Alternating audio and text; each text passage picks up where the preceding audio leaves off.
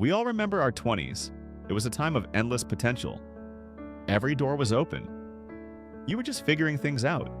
Maybe you had a job, or maybe you were still in school. It felt like everyone was in the same boat. You and your friends would hang out.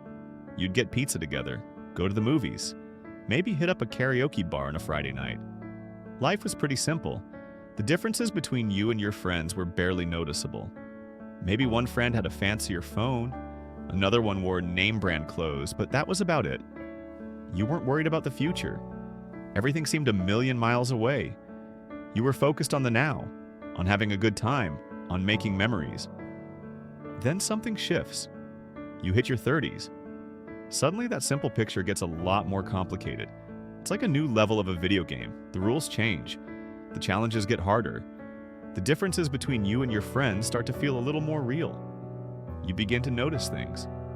The cars your friends drive, the places they live, the vacations they take. And you start to wonder. You ask yourself, what happened? How did we get here? It feels like the gap between you and your friends is getting wider. It's a strange feeling. A little bit of regret, a little bit of confusion, a little bit of, where did I go wrong? This isn't about being jealous. It's about a real sense of missed opportunities. There are three big gaps that start to show up after you turn 30. They are the wealth gap, the physical gap, and the dream gap. You might not notice them in your 20s, but by your 30s, they're impossible to ignore. They can leave you with a deep sense of regret, like you missed the starting gun, and the race is already underway.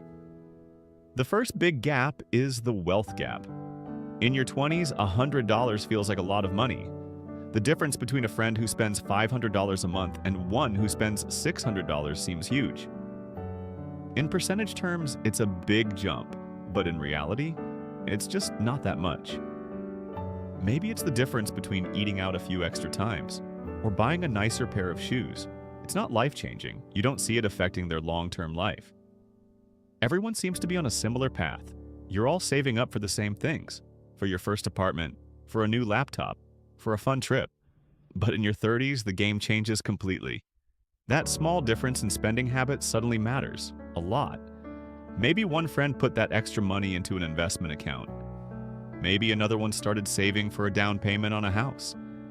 And while you were still just saving, they were building. They were preparing for the future, and you were still stuck in the present. The gap starts to get bigger. It's no longer about a few $100s, it's about tens of thousands, or even more. You start to see the results of their choices. They buy a house in a great neighborhood. You're still renting. They take a month-long trip to Europe. You're happy with a long weekend getaway. They're talking about their portfolio. You're just trying to pay off your credit card. The conversation shifts. It's no longer about where to go for dinner. It's about mortgages and retirement plans. And you feel left behind. You feel like you should have been more prepared. You regret not learning about investing.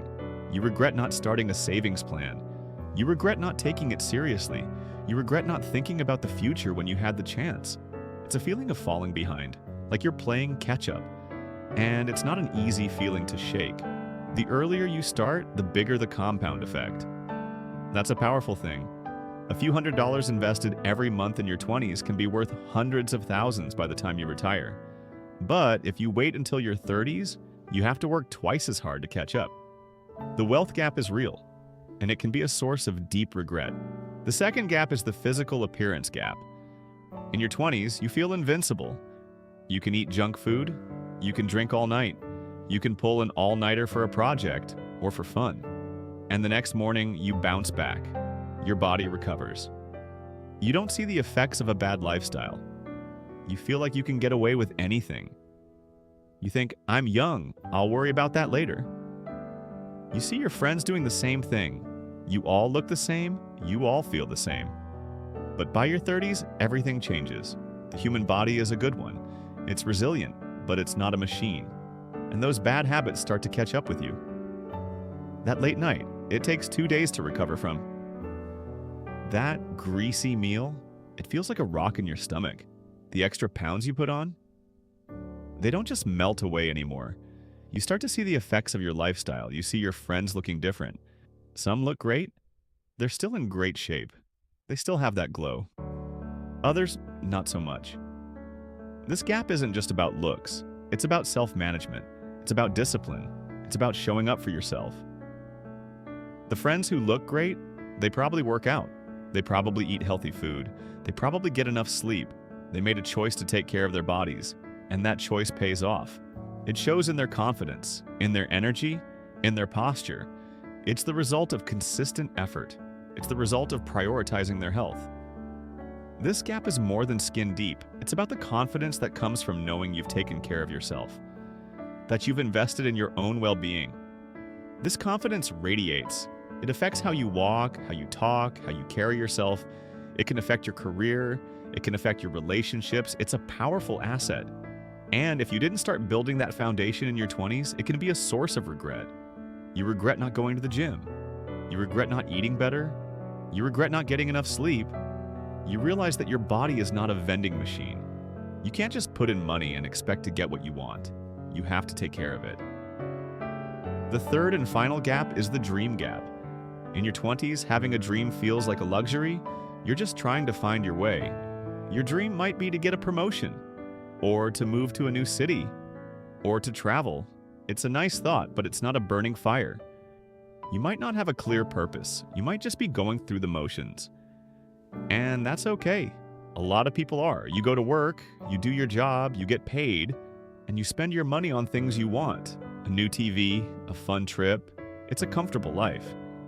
But by your 30s, the dream gap becomes glaringly obvious. You meet two different kinds of people. They might have the same job title, the same salary, the same number of vacation days, but they are completely different. The first kind of person has a dream. They have a clear sense of purpose. Maybe they want to start their own company. Maybe they want to become a consultant. Maybe they want to write a book. Their dream gives them a fire in their belly. You can see it in their eyes. They are passionate. They are curious. They are always trying to learn more. They are always asking questions. They see their current job as a stepping stone, as a place to learn, as a place to grow. They're not just working for a paycheck, they are working for a future. During their lunch break, they are talking about new ideas. They're discussing ways to improve. They're getting excited about their goals. The second kind of person does not have a dream. They just work for the salary. They do their job, and that's it. They have no passion. They have no curiosity. They have no fire. They just want to get through the day. They see their job as a means to an end.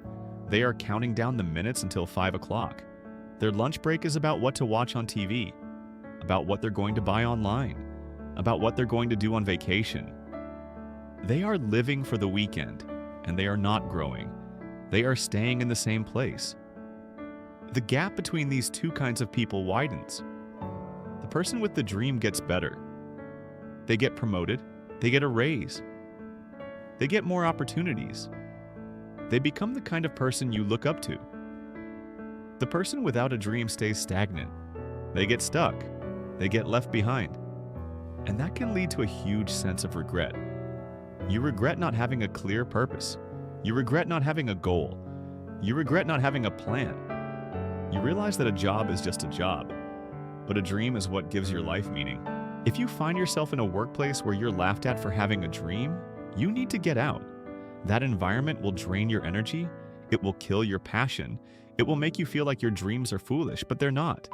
They are what give your life purpose. Don't let anyone take that away from you. The dream gap is the most important one. It's the one that will truly define your life. These three gaps are not about competition. They are not about comparing yourself to others. They are about you, about the choices you make, about the habits you build, about the person you become. The regrets that come from these gaps are not about what others have. They are about what you could have done differently. They are about the opportunities you missed. Your 20s are your golden years. It's the time to build a foundation. It's the time to start saving. It's the time to start working out.